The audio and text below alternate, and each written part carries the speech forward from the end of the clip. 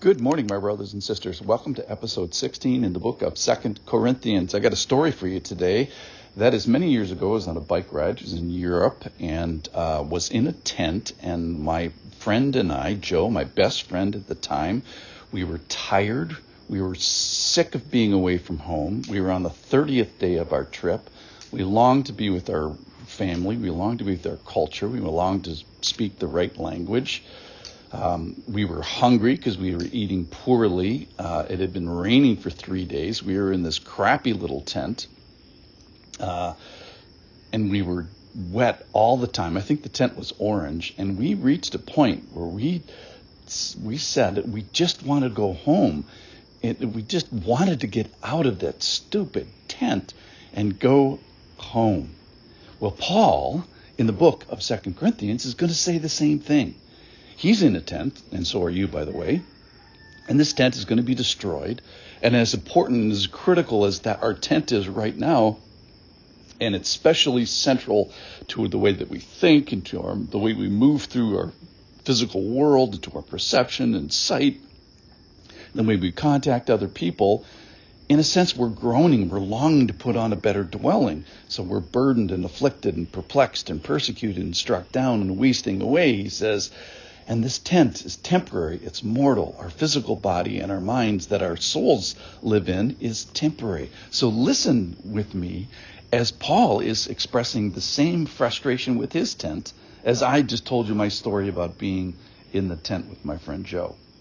This is from 2 Corinthians chapter 5. For we know that if the tent that is our earthly home is destroyed, we have a building from God, a house not made with hands, eternal in the heavens. For in this tent we groan, no kidding, longing to put on our heavenly dwelling, if indeed by putting it on we may not be found naked. For while we are still in this tent, we groan, being burdened, not that we would be unclothed, but that we would be further clothed, so that what is mortal may be swallowed up by life.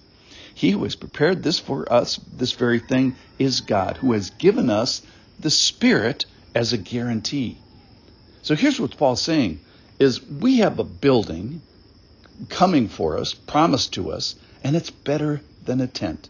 So what things do we know about it? Well, first of all, it's from God, so that's pretty good. We know that it's not made with hands and lumber and wires and plumbing. It's in a different category. And then we know where it's located. So, in real estate, the rule is location, location, locations. So how about if I told you, hey, I've got a house for you, and it's in Hawaii. And it's not just in Hawaii. It's on the island of Kauai. And it's not just on any old place. It's on the Hanalei Bay. And it's on this top of a cliff, and you can overlook this great site. And I've been at a place like that, and the thought that goes through your head is, wow, if I could just live in a place like this, it would be unbelievable. Well, that's what God's saying, is I've got a location for you in the heavens. That is, it's in God's neighborhood, and you get to live there. And guess what? The neighbor, not just the neighborhood, but the neighbor is God. And guess what about this tent is it's eternal.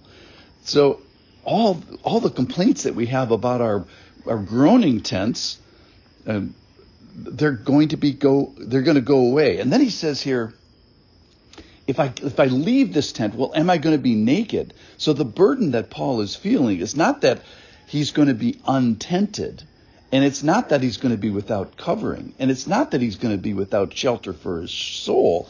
It's not that he's going to be naked. The reason he feels a burden here now is that he's going to be further clothed. He's going to live in a better place, an eternal place, a place without decay. And in a sense, knowing that makes this current tent a burden. So what is mortal is going to be swallowed up by life. In chapter 15 of 1 Corinthians, he's already told him this, that death is going to be swallowed up in victory. It's a quote from Isaiah 25, and it's a principle that he's carrying through this. So we are ready to have our tent swallowed up. We are ready, just like I was with my friend Joe, we are ready to be out of this tent. And when we leave this tent, it's not that we're going to be untented and naked. No, it's that we are going to be home. We're going to be in a great neighborhood, which is the heavens, and we're going to have great neighbors, which is the Lord. It's going to be better than the building that we currently have, than the body that we currently dwell our souls in. And then he says this great thing at the end, which is, and by the way, I've given you the Holy Spirit, and he guarantees this. Well, what is guaranteeing about this? So think about this. We have a physical world and a spiritual world. God lives in the spiritual world. Trinity lives in the spiritual world.